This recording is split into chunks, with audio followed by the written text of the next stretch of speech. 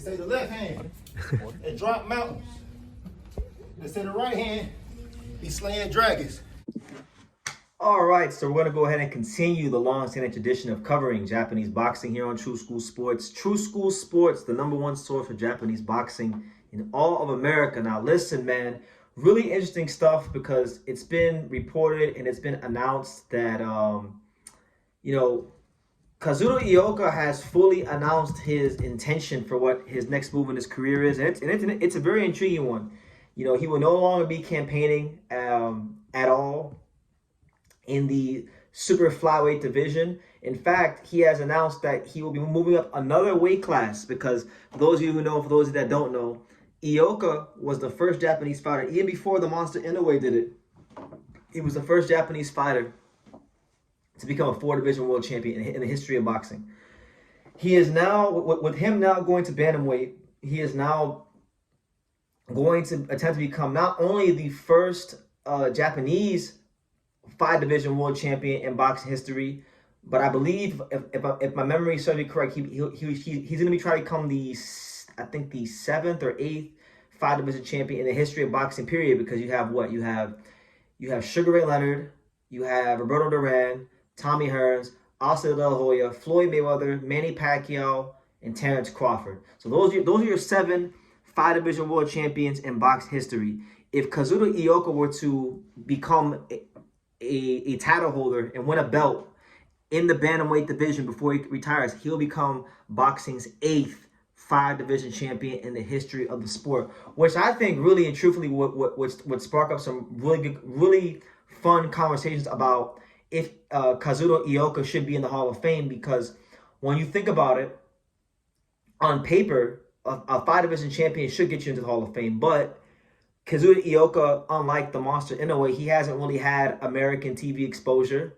The Boxing Hall of Fame, the International Boxing Hall of Fame, is based out of Canastota, New York. So a lot of American writers are going to vote on this. And I feel his lack of American exposure may hurt him. And then also, Kazuto Ioka fought in the golden era of Japanese boxing. So a lot of the time, he was overshadowed by the golden boy of Japanese boxing, which is the monster, Naoya Inoue. But then you also have guys like Junta Nakatani, Kenshiro Taraji, and people like that. So a lot of boxing writers and people may not realize how good Ioka was. But even like for me, right, I would consider myself, at least when it comes to the American media, an authority on Japanese boxing because I follow it very, very intensely. I've been to Japan 3 times. I've spent 6.5 months combined of my entire life in the land of the rising sun over these last 2 years, and I've been to about 17 boxing gyms out there. So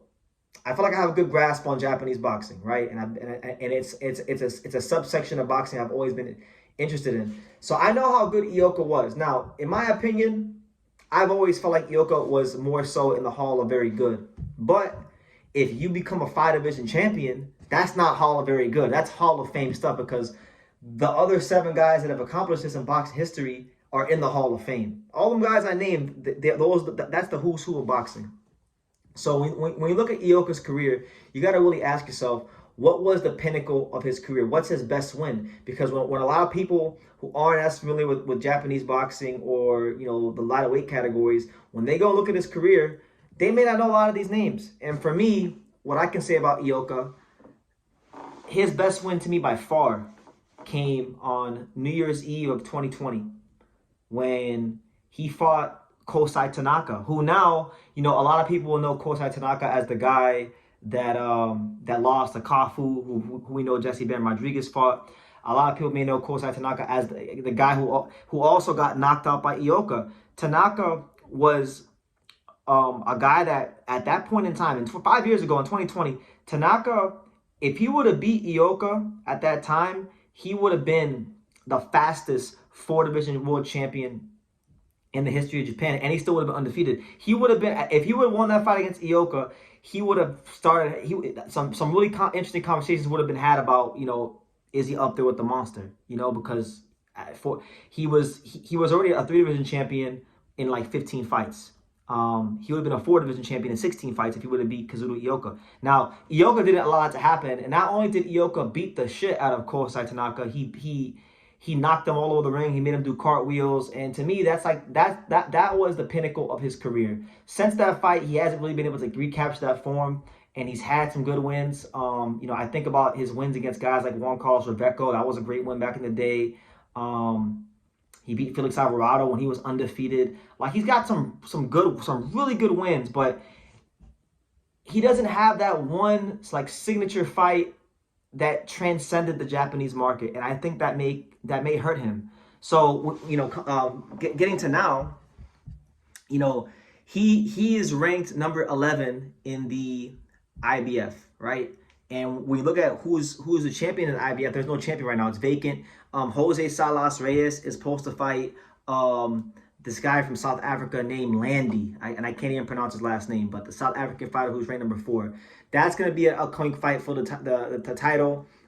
Maybe Ioka could probably win a fight against a guy in the top 15 and then look to fight the winner of that fight and try to do and go where no Japanese fighter before him has gone. And I'm honestly, I want to see him do it. I want to see Ioka do it because I like seeing history. I have a soft spot for the Japanese boxing community and a lot of their fighters. And not just that, I think it would be very intriguing if he becomes a 5-division champion to see the discourse amongst the Hall of Fame voters, because he is not as big of a star outside of Japan as a guy like Inoue. He won't be as familiar to the American boxing writers as a guy like Inoue or Junto or even Kenshiro, because those guys all fought on ESPN. They were on all those cards that the American boxing writers would be exposed to.